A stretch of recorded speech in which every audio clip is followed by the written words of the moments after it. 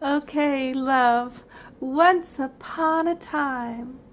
I'm going to give you a little fairy tale, okay?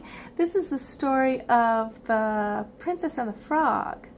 But instead of giving you the Disney version, which took away all the feminist power of the story, I'm going to give you the Grimm's version.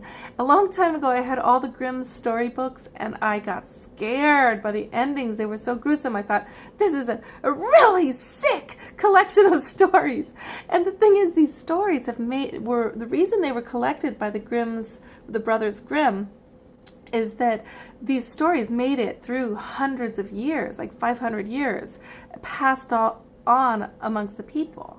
Now, a story only does that when it has a power and a medicine in it that really teaches you how to live life.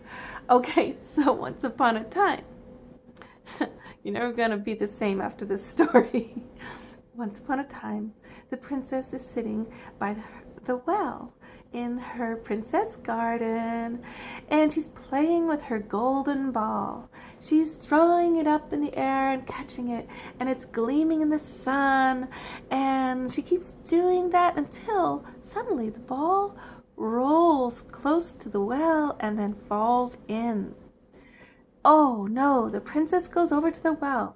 She looks down, and down in the deep dark waters she can see her golden ball glowing.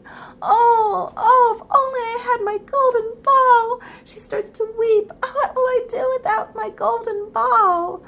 What does the golden ball symbolize to you, honey? Does it have anything to do with your power?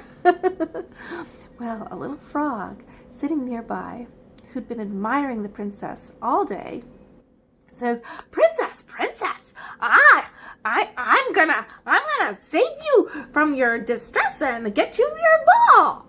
What will you give me, though?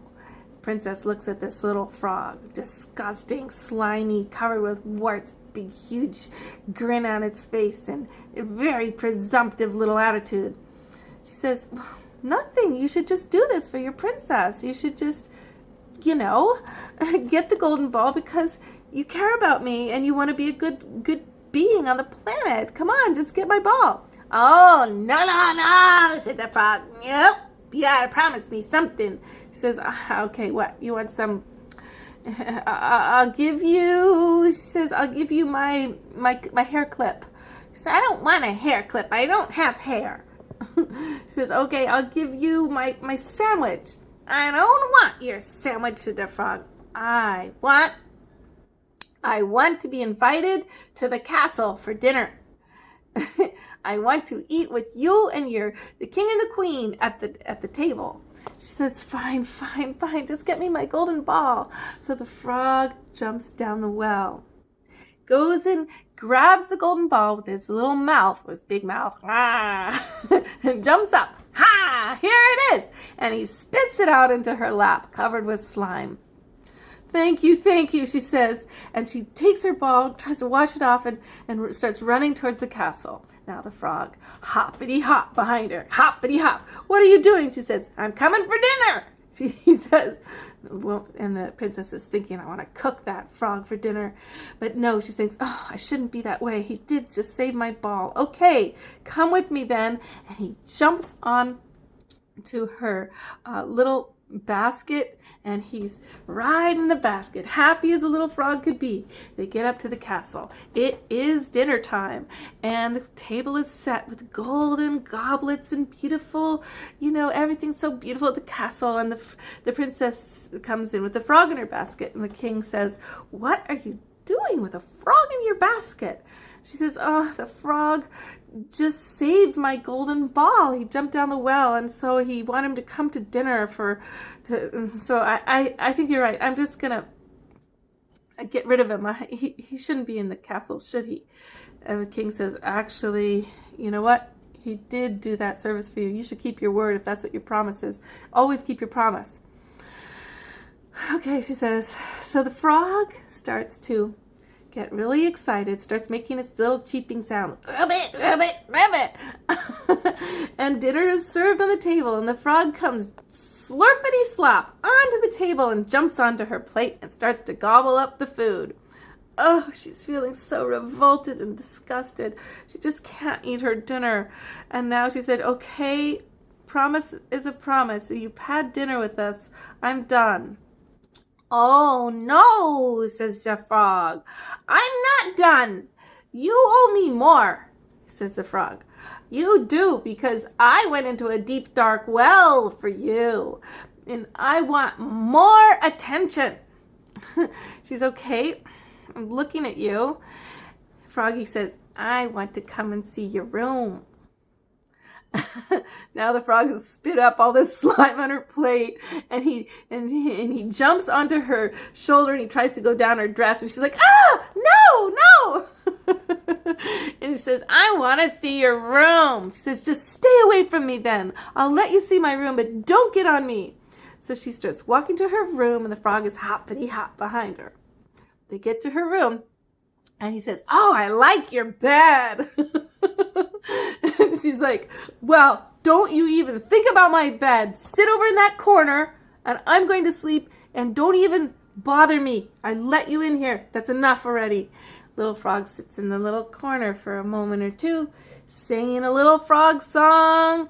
And next thing she knows, hippity hop, the frog has hopped over to her bed and jumped under the covers and is getting on her. She grabs the frog. She says, I've had enough of you, you disgusting frog. And she throws the frog across the room until he goes splat against the wall.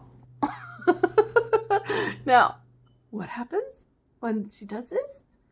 The frog turns into a handsome prince. That's how the real story goes. Not her kissing some disgusting frog she doesn't want to kiss, but when she throws him against the wall and says, you're disgusting, I won't have any more of your crap, that's when he turns into a handsome prince. Now, if you had heard this story when you were a little girl, wouldn't that have made a difference? In other words, the man becomes his best self when you say, I won't put up with it anymore. She throws him against the wall, and she actually says, go back to the forest where you belong. Go back to the swamp where you belong. Get out of my sacred chamber. In other words, you have to be a prince to be here. You have to be polite and respectful and respect my boundaries. And none of these things are allowed. And I'm going to splat you and kill you. You are that disgusting to me if you don't respond to my true feelings and needs. Now he turns into a handsome prince. And this is the secret for men. How do you turn into a handsome prince?